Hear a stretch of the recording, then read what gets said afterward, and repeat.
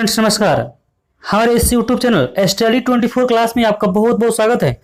अभी तक हमारे इस चैनल को सब्सक्राइब नहीं किए हैं तो कृपया इसे सब्सक्राइब कर दीजिएगा तथा उसके बगल में बेल का आइकन होगा उसे भी प्रेस कर दीजिएगा ताकि मेरे आने वाले हर वीडियो का नोटिफिकेशन आपको मिलता रहे। हम लोग इस क्लास में देखते हैं कि हम प्रेडिक्शन से संबंधित जितने भी परीक्षा में प्रश्न पूछे जाते हैं वो सभी प्रश्नों को देखते हैं। तो आज हम लोग संविधान से संबंधित कुछ ऐसे प्रश्नों को देखेंगे जो कॉम्पिटिटिव एग्जाम के दृष्टिकोण से बहुत ही महत्वपूर्ण है। तो न देरी करते हुए चलिए शुरू करते हैं आज की क्लास। आज की क्लास का पहला प्रश्न आपकी स्क्रीन पे है। प्रश्न है, गांधी जी ने सर्वप्रथम भारत में सत्याग्रह का प्रयोग कब किया था? कहाँ से किया? गांधी जी ने सर्वप्रथम सत्याग्रह का प्रयोग कहाँ किया? तो इस प्रश्न का आंसर हो जाएगा, ऑप्शन है खेड़ा, अहमदाबाद, चंपारण और इनमें से कोई नहीं। तो इस प्रश्न का आंसर आपका हो जाएगा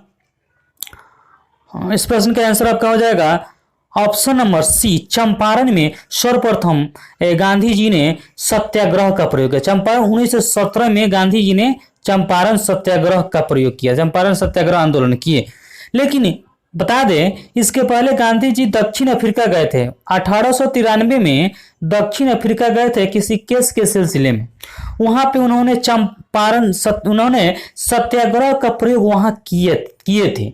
इसलिए अगर ऑप्शन इसमें से कोई नहीं है तो मेरे इस अंदाज से लगेगा इसमें से कोई नहीं होना चाहिए, लेकिन ऑप्शन चंपारण दिया है तो इसलिए इसका आंसर चंपारण ही होगा।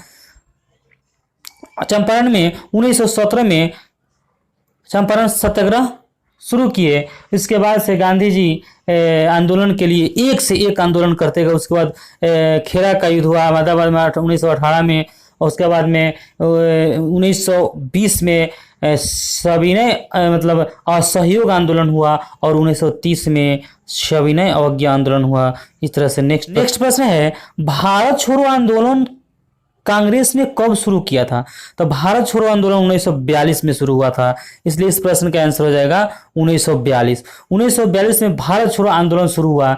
भारत छोड़ो आंदोलन में कहा गया, गांधी जी ने नारा दिए थे करो या मरो, करो या मरो का नारा दिए। उसी को अंग्रेजी में डू एंड डाई कहा जाता है। डू एंड डाई माने करो या मरो का नारा महात्मा गांधी ने इसी आंदोलन में दिए थे। प्रश्न है, बहुत ही इंपॉर्टेंट प्रश्न है, स्वराज मेरा जन्म सिद्ध अधिकार है, यह किसने कहा था? तो स्वराज मेरा जन्म सिद्ध अधिकार है, यह बाल गंगाधर तिलक ने कहा था। स्वराज मेरा जन्म सिद्ध अधिकार है और मैं इसे लेकर रहूंगा, लोकमान्य तिलक, बाल गंगाधर तिलक ने कहा था।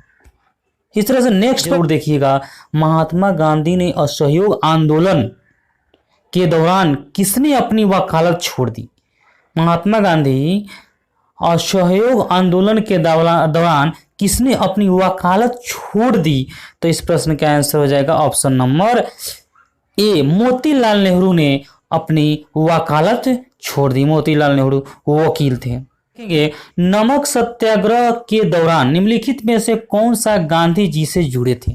नमक सत्याग्रह के दौरान निम्नलिखित में कौन सा गांधी जी से जुड़े थे? तो इस प्रश्न का आंसर हो जाएगा आपका option number B, Sarojini Naidu जो थे वह गांधी जी से जुड़े हुए थे। देखेंगे, भारत छोड़ो उत्थान के लिए जन चेतना जगाने हेतु तो किसने लंदन में ईस्ट इंडिया एसोसिएशन की स्थापना की? तो इस प्रश्न का आंसर हो जाएगा ऑप्शन नंबर ए, दादा भाई नौरोजी ने ईस्ट इंडिया एसोसिएशन की स्थापना की। किसने? दादा भाई ने। इस प्रश्न देखेंगे, भारत में सामाजिक भेदभाव की बढ़ती घटनाओं को रोकने के लिए इल्बर्ट बिल किसके द्वारा प्रस्तावित किया गया था? तो इल्बर्ट बिल किसके द्वारा प्रभावित किया गया था? यह प्रश्न का आंसर रिपन के द्वारा। इल्बर्ट बिल जो था रिपन के द्वारा प्रस्तावित किया गया था। भारतीय राष्ट्रीय कांग्रेस ने त्यागपत्र देने के बाद सुभाष चंद्र बोस निम्नलिखित में से किसकी स्थापना की? किसकी स्थापना की? तो इस प्रश्न का आंसर हो जाएगा फॉरवर्ड ब्लॉक की स्थापना की। किसने? सुभाष चंद्र बोस ने फॉरवर्ड ब्लॉक की स्थापना की। कांग्रेस से त्यागपत्र दिया और उसके बाद में अपना एक संस्था की स्थापना की जिसका नाम है फॉरवर्ड ब्लॉक। महात्मा गांधी द्वारा चंपारण सत्याग्रह शुरू हुआ, कब हुआ?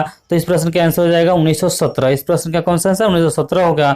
चंपारण सत्याग्रह सबसे पहले 1917 में शुरू किए महात्मा गांधी। देखिए, चंपारण की एक व्यक्ति थी जिनका नाम था राजकुमार शुक्ल।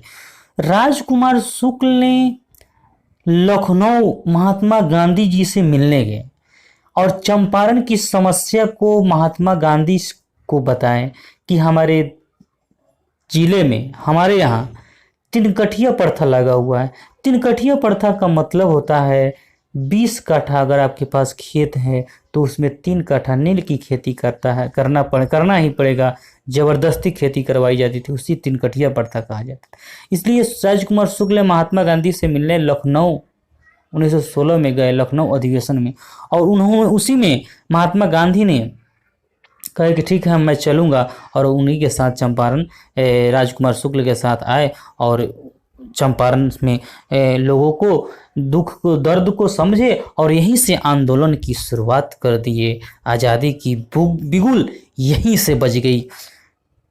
देखेंगे महात्मा गांधी द्वारा संपादित अंग्रेजी साप्ताहिक पत्रिका था, कौन सा? इस प्रश्न का आंसर हो जाएगा option number B, Young India जो था महात्मा गांधी के संपादित अंग्रेजी साप्ताहिक पत्रिका था। ये निम्नलिखित में से कौन सा आज़ाद हिंद फौज के एक प्रमुख अधिकारी थे? तो आज़ाद हिंद फौज के एक प्रमुख अधिकारी जो थे शहनवाज खां थे। कौन थे? शहनवाज खां जो थे आज़ाद हिंद फौज के प्रमुख अधिकारी थे। मेरे पास खून पसीना और आंसू के अतिरिक्त देने के लिए कुछ भी नहीं है, किसने कहा था? किसने कहा था कि मेरे पास खून पसीना और आंसू के अतिरिक्त देने के लिए कुछ भी नहीं है? किसने कहा था? तो इस प्रश्न का आंसर हो जाएगा आपका चर्चिल। विंस्टन चर्चिल ने कहा था कि मेरे पास खून पसीना और आंसू के अतिरिक्त कुछ देने की नहीं है, यह कहा था विंस्टन चर्चिल।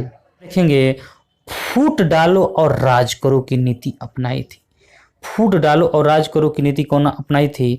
तो इस प्रश्न का आंसर हो जाएगा लॉर्ड कर्जन ने फूट डालो और राज करो की नीति अपनाई थी।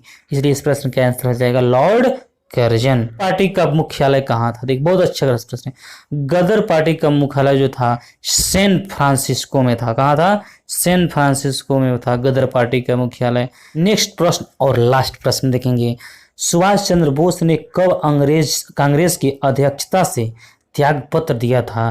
तो इस प्रश्न का आंसर हो जाएगा ऑप्शन नंबर सी 1939 में सुभाष चंद्र बोस ने कांग्रेस की अध्यक्षता से त्याग पत्र देकर फॉरवर्ड ब्लॉक की स्थापना कर दिए थे।